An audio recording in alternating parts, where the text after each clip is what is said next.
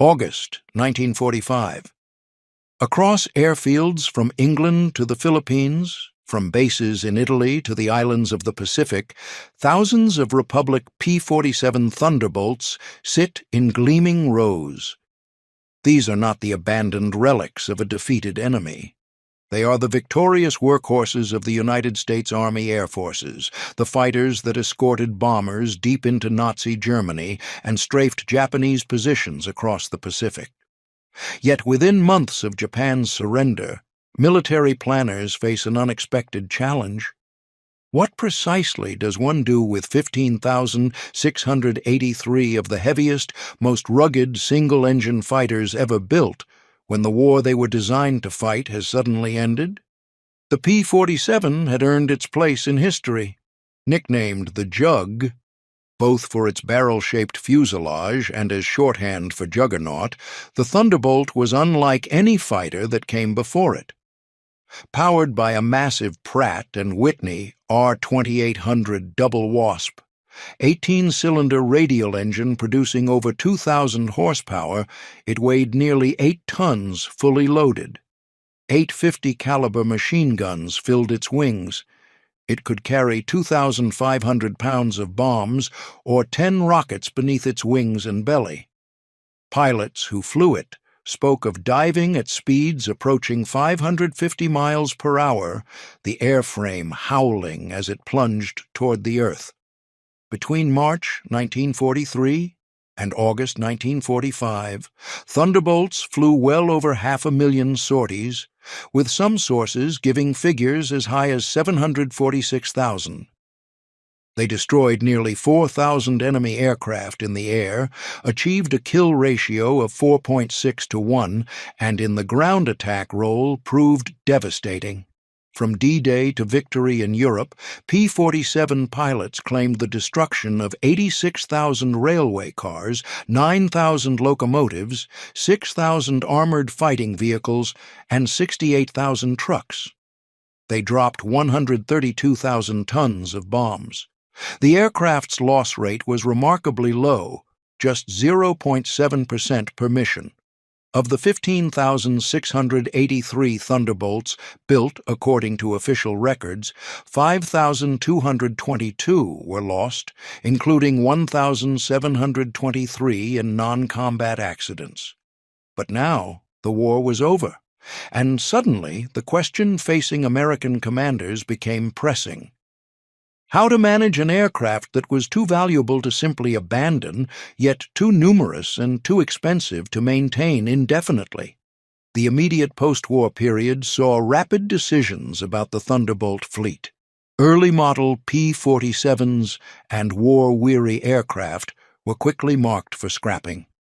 The older Razorback variants with their framed canopies and high rear fuselages were among the first to go. But the later production blocks, particularly the bubble-top P-47Ds and the long-range P-47Ns, received different treatment. These aircraft would continue as frontline fighters with the post-war Army Air Forces. In 1947, when the United States Air Force became an independent service, the surviving Thunderbolts received new designations. The P for Pursuit became F for Fighter. The P-47 was now the F-47. Strategic Air Command operated F-47s through 1947. The active duty Air Force maintained them until 1949. But as jet fighters entered the inventory in increasing numbers, the propeller-driven Thunderbolt found itself progressively pushed aside.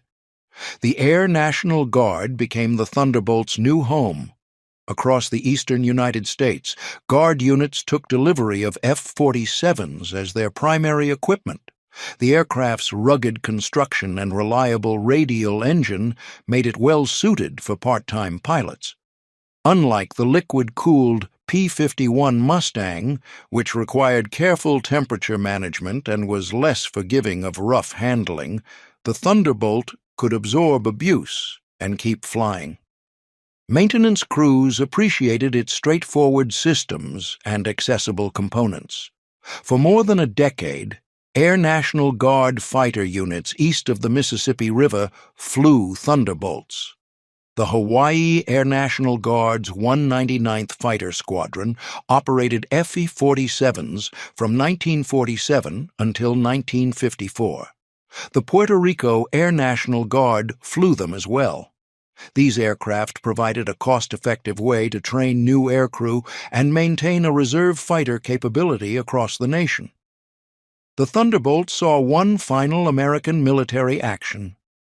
In October 1950, nationalist insurgents in Puerto Rico attempted to declare independence during what became known as the WWII Uprising. F-47 Thunderbolts were called upon to suppress the rebellion, strafing insurgent positions in the mountainous interior. It was an inglorious final chapter for an aircraft that had once dominated the skies over Europe. When the Korean War erupted in June 1950, some military planners recognized the Thunderbolt's potential value. General George Stratemeyer, the theater commander, specifically requested that F-47s be sent to Korea. The aircraft's legendary ability to absorb ground fire made it theoretically ideal for the close air support missions being flown against North Korean and Chinese forces.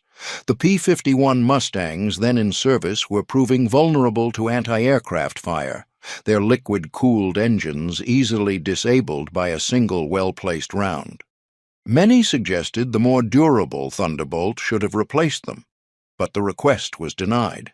By 1950, spare parts for the Thunderbolt had become critically scarce. The logistical complications of supporting an aging aircraft type in a distant theater outweighed the tactical benefits.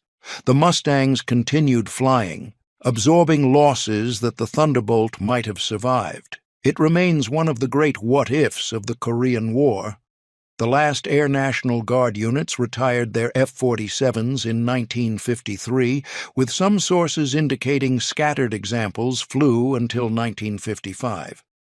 The Thunderbolt thus holds the distinction of being the last radial engine fighter in United States Air Force service. An era had ended. While American Thunderbolts headed toward retirement, a very different fate awaited those aircraft that had been supplied to Allied nations during the war. The P-47 had served with numerous foreign air forces, and many of these relationships continued well into the post-war period. The Royal Air Force had received 830 P-47s under Lend-Lease arrangements, including 240 Razorback variants designated Thunderbolt Mark I, and 590 bubble-top aircraft designated Thunderbolt Mark II. With no need for another high-altitude fighter over Europe, the RAF adapted their Thunderbolts for ground attack in the Far East. 16 squadrons of Southeast Asia Command flew them from India against Japanese forces in Burma. The Thunderbolts proved devastating in this role. Armed with 500-pound bombs or British 60-pound rockets, they operated as cab ranks, circling over the battlefield and diving to attack targets on call from ground controllers. They flew escort for RAF liberators bombing Rangoon. They savaged Japanese columns attempting to break out at the Sitang Bend in the war's final months. RAF Thunderbolts remained in service until October 1946, even supporting Dutch attempts to reassert control over the Dutch East Indies before being replaced by British-built Hawker Tempests. The Free French Air Force had received 446 P-47Ds during the final year of the European War. 6 fighter groups equipped with Thunderbolts saw extensive action in France and Germany. But unlike other wartime recipients, France continued operating its Thunderbolts for years after the conflict ended. French P-47s were deployed to North Africa, where they would see combat once again.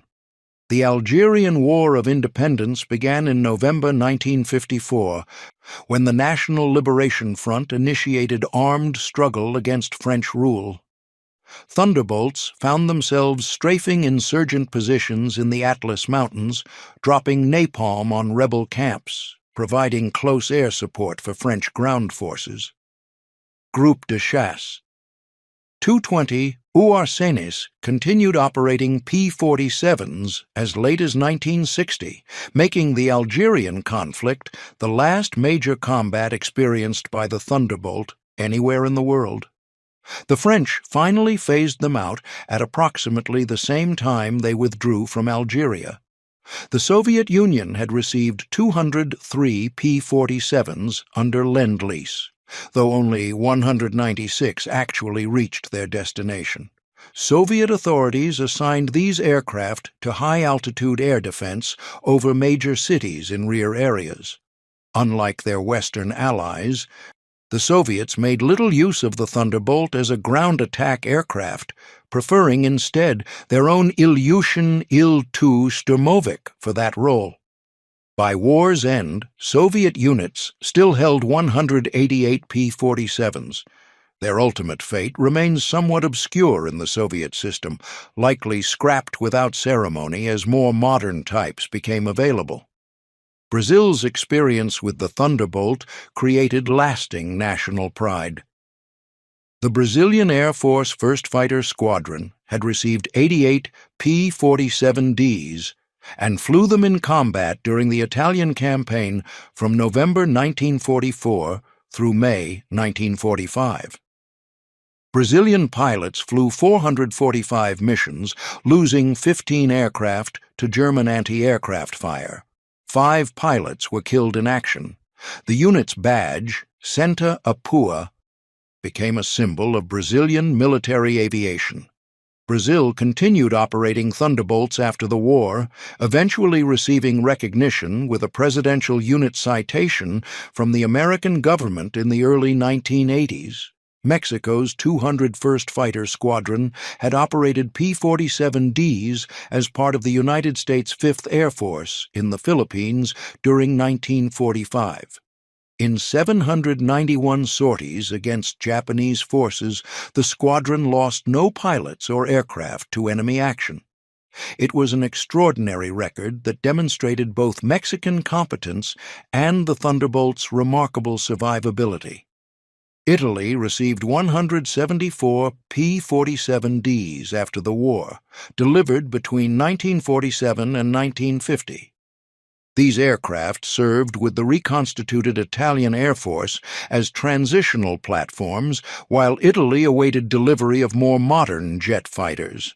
The Thunderbolts proved valuable as training aircraft, though some pilots accustomed to lighter European designs found the big American fighter intimidating.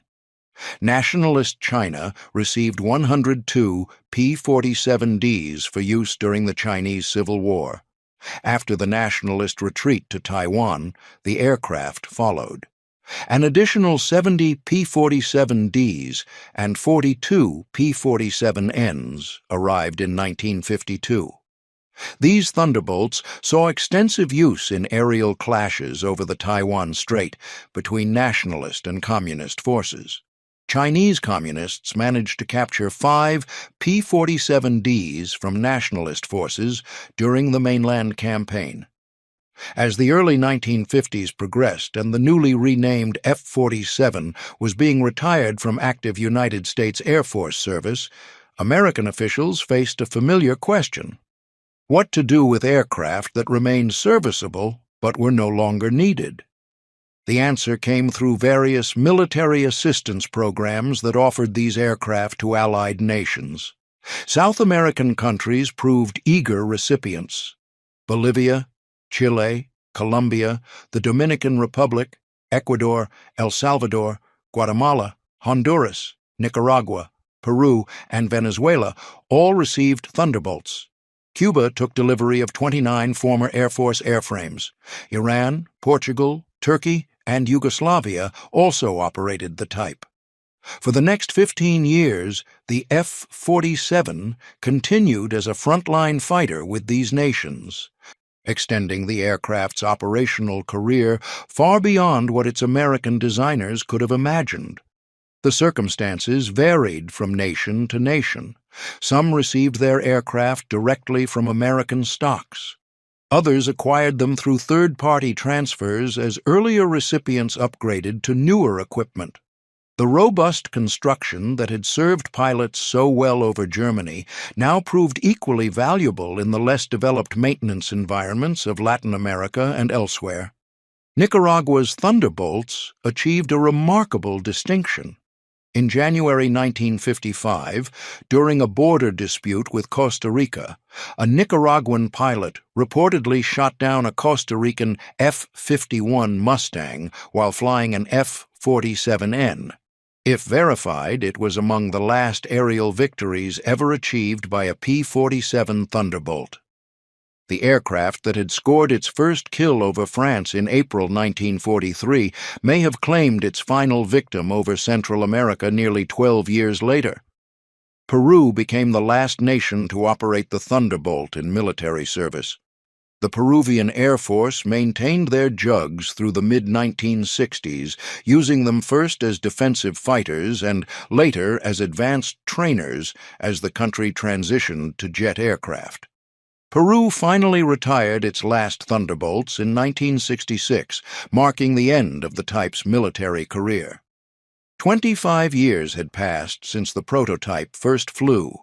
Unlike the Mustang or Spitfire, which attracted civilian buyers for racing and personal transport, the P-47 held little appeal on the post-war civilian market. It lacked the sleek lines needed for an executive aircraft.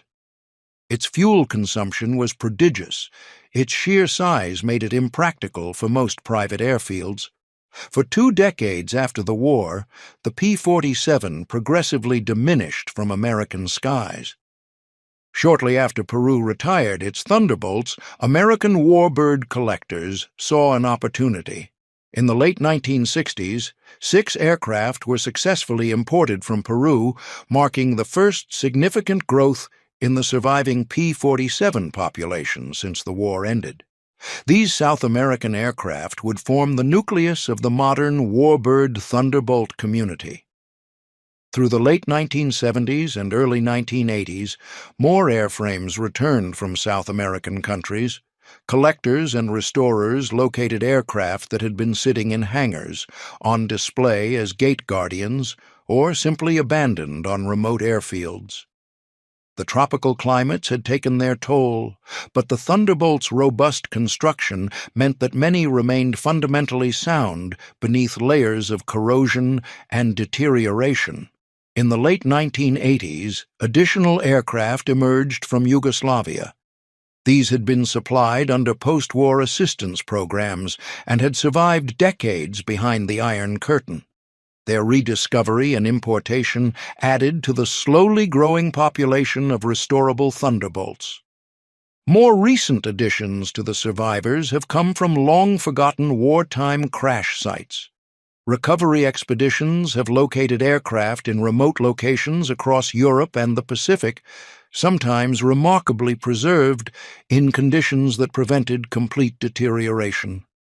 Each discovery requires years of painstaking restoration, often combining parts from multiple airframes to create a single complete aircraft. Today, the statistics tell a sobering story of disappearance. Of the 15,683 Thunderbolts built between 1941 and 1945, around 6 airframes are known to survive worldwide. The majority exist as static museum displays. Roughly a dozen or so remain airworthy in the United States, with barely a handful of additional flyable examples scattered elsewhere. Just 3 Razorback variants, the earlier models with their distinctive high rear fuselage and framed canopy, still take to the air. Unlike Mustangs and Spitfires, there is no significant movement to rebuild Thunderbolts from scratch. The complexity of the aircraft, particularly its turbo supercharger system, makes faithful reproduction extraordinarily difficult. Parts availability remains a constant challenge for those maintaining flying examples. Each airworthy Thunderbolt represents an investment of millions of dollars and countless hours of specialized labor. Museum collections preserve the type for future generations. The National Air and Space Museum displays a P-47 D-30 at its Stephen F. Udvar-Hazy Center in Virginia. The National Museum of the United States Air Force at Wright-Patterson Air Force Base in Ohio holds multiple examples, including the Razorback variant Fiery Ginger 4. The American Air Museum at Imperial War Museum, Duxford in England maintains a Thunderbolt painted to represent the aircraft of Colonel Hubert Zemke, commanding officer of the legendary 56th Fighter Group. Private collections and commemorative organizations keep a handful of Thunderbolts flying. The Commemorative Air Force operates examples at various locations, the Plains of Fame. Air Museum in California maintains a rare Curtiss-built P-47G, one of only 354 produced by Curtiss-Wright under license from Republic. Restoration projects continue at various facilities, though the pace remains slow and the costs substantial. The Thunderbolt's legacy extends beyond the surviving airframes. Republic Aviation, the company that designed and built the Jug, would go on to develop a very different aircraft bearing a similar name. The A-10 Thunderbolt II, better known as the Warthog, entered service in 1977. Like its namesake, it was designed around a massive weapon, in this case a 30mm rotary cannon rather than .850 caliber machine guns. Like its namesake, it proved extraordinarily effective in the close air support role. Like its namesake, it earned a reputation for absorbing tremendous battle damage and bringing its pilots home. The connection was deliberate, a tribute from Fairchild Republic to the aircraft that had preceded it. The story that began in August 1945 with thousands of Thunderbolts scattered across victory airfields concluded with systematic disappearance driven by military necessity, technological progress, and economic calculation. Most aircraft were neither carefully preserved nor ceremonially retired, but rather absorbed into foreign air forces, converted to scrap metal, or simply left to deteriorate in forgotten corners of distant nations. What survives today represents less than half of 1% of what was built. Precious fragments of a massive manufacturing achievement that helped determine the Second World War's outcome. The few dozen Thunderbolts in museums and the handful still capable of flight serve as tangible evidence of what the Jug once was, silent testimony to an aircraft that was too big, too heavy, and too powerful for anything except winning a war. For those fortunate enough to witness a Thunderbolt in flight today, the experience connects directly to history. The thunder of the R-2800 engine, the distinctive shape of the massive radial cowling, the bubble canopy glinting in sunlight, all recall an era when young American pilots climbed into these cockpits and went to war. The Jugs that remain are living monuments to those who built them, maintained them, and flew them into combat. Their survival, against all odds, ensures that the Thunderbolt story continues to be told not merely in books and photographs, but in the unmistakable sound of a 2,000-horsepower engine roaring back to life. If you found this video insightful, watch what happened to Germany's Luftwaffe planes after World War II next. It explores how thousands of German aircraft were captured, studied, and scattered across the world in the aftermath of the war. Like this video, subscribe, and hit the bell for more History Inside. Thanks for watching.